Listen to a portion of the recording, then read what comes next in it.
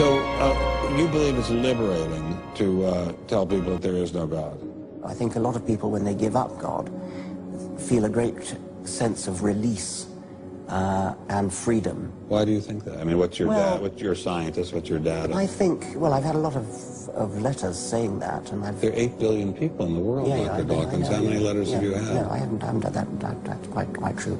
Professor Dawkins seemed so convinced that God doesn't exist that I wondered if he would be willing to put a number on it. Well, it's hard to put a figure on it, but I mean, I'd put it as something like, 99% against or something. Well, how do you know it's 99%? I don't. Say 97%. No, I did. You asked me to put a figure on it, and I'm not comfortable putting a figure on it. I think it's, I just think it's very unlikely. What? But you couldn't put a number on it? No, of course not. So it could be 49%. Well, it would be. I mean, I think it's unlikely, and it's quite far from 50%. How do you know? I don't know. I mean, I put an argument in the book. Well, then who did create the heavens and the earth? Why do you use the word who? You see, you immediately beg the question by using the word who. Well, then how did it get created? Well, by a very slow process. Well, how did it start? Nobody knows how it started.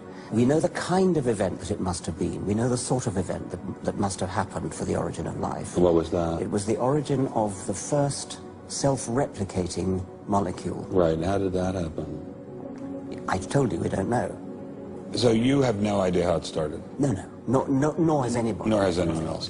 What do you think is the possibility that intelligent design might turn out to be the answer to some issues in genetics or in evolution? It could come about in the following way. It could be that at some earlier time, somewhere in the universe, a civilization evolved by probably some kind of Darwinian means to a very, very high level of technology and designed a form of life that they seeded onto perhaps this planet.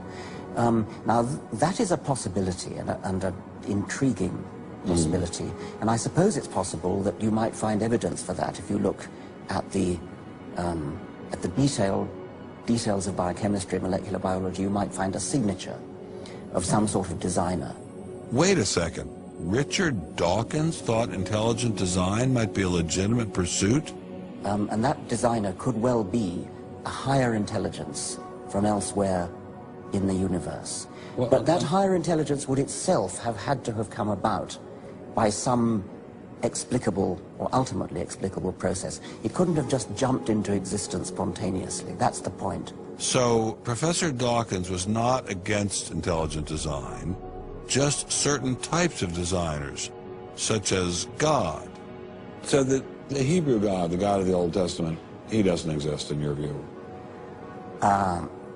Certainly. I mean, that would be a very unpleasant prospect. And the Holy Trinity of the New Testament? Nothing like that. Do you believe in any of the Hindu gods? Like Vishnu? How can you ask such a question? You don't, how could I? I mean, why would I, given that I don't believe in any others? You don't believe in the Muslim God? No. I mean, why do you even need to ask? Well, I just wanted to be sure. So you don't believe in any God anywhere? Any God anywhere would be completely incompatible with anything that I've said I assume. I just wanted to make sure you don't believe in any God anywhere.